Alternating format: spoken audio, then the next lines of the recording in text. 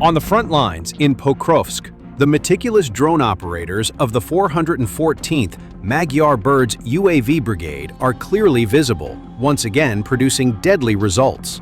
The video footage shows a Ukrainian drone conducting reconnaissance, observing enemy troop movements across an open area.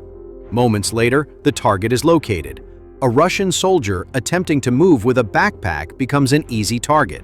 The FPV drone maneuvered low, locked onto the target, and then accelerated at high speed before striking the soldier squarely. A small explosion occurred, stopping the soldier in his tracks, and his body collapsed helplessly, signaling a successful execution.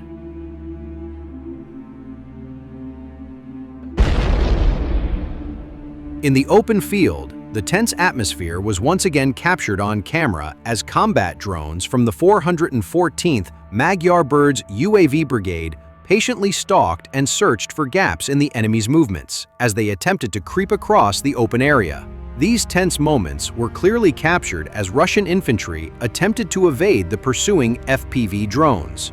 However, every movement they made was detected by the UAV's electronic sensors, and Ukrainian operators calmly locked onto their targets, waiting for the right moment.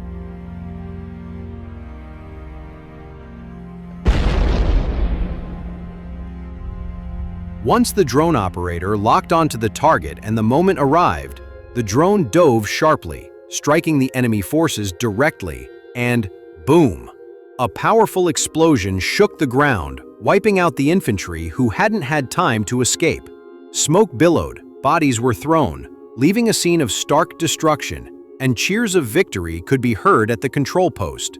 Afterward, a second precision strike was successfully executed, leaving the enemy, who had previously been confident of holding their ground in the sector, only ruins and silence remained.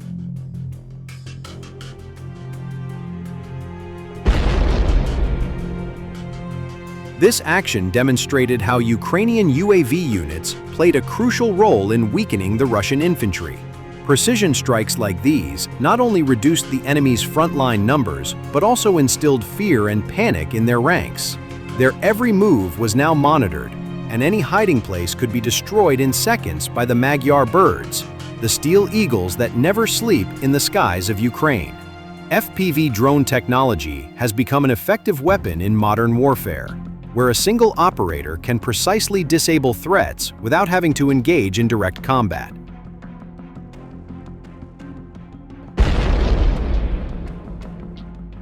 Meanwhile, geolocated footage also captured the entire sequence as thermal drones monitored a Ukrainian tank systematically destroying each building where Russians had taken shelter. Russians are sending their infiltration groups across the river, threatening a breakthrough that Russian commanders had long sought after. However, before they could receive orders to hit Ukrainians from behind, Ukrainian tanks rolled up and started annihilating Russian assault units point blank.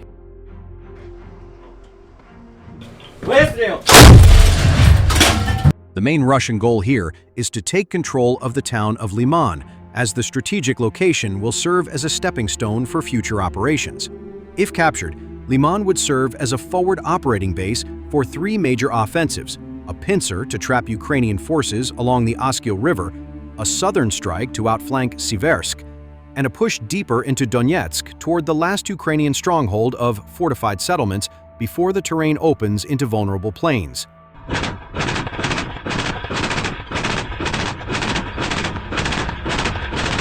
To do any of this, though, Russia first needs to breach Ukrainian positions east of Leman and secure a reliable crossing point over the Zharebets River as the battles for Torske and Zarichne unfold. Russian forces have advanced on two settlements from three sides, using small unit infiltration tactics rather than large-scale assaults.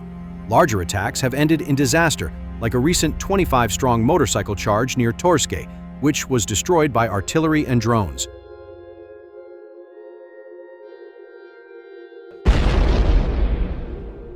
The result is a series of grinding Russian probing assaults, with Russian troops attempting to sneak across terrain and establish a foothold before being detected.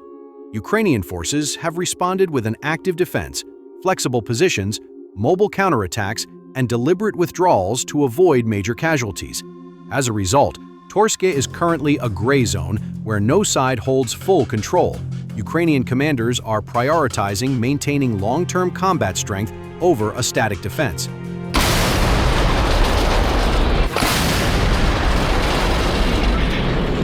Both sides have key advantages here, as Russian units have managed to establish a stable infiltration corridor through the Serebryansky forest, which allows small detachments to cross into the area around Zarichne with some level of cover.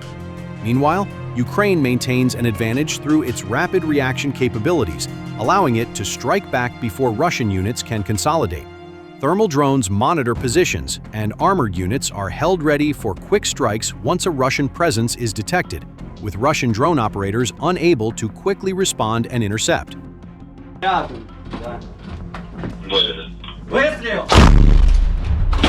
Geolocated footage shows how Russian troops infiltrated through the forest and entered houses on the edge of the village. Ukraine responded by dispatching a tank to eliminate the group, firing 4 high explosive shells in direct fire to blow up each of the buildings and any Russians inside. Ukrainian thermal drones monitored the entire exchange, and no follow-up footage was released, suggesting the tank successfully eliminated the entire group.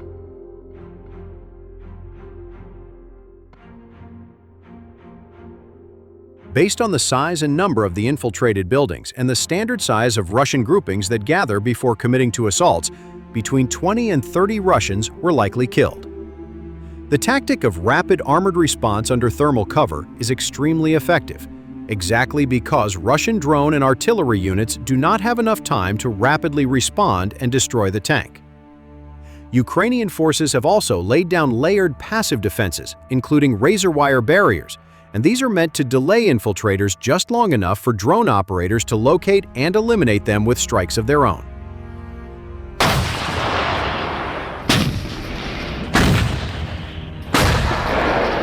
In one recent incident, a Russian soldier became entangled in a Goza-type razor wire and was eliminated by a drone while immobilized, illustrating how Ukraine pairs static defenses with real-time drone surveillance and immediate strike responses, keeping most Russian infiltrators from ever establishing a foothold.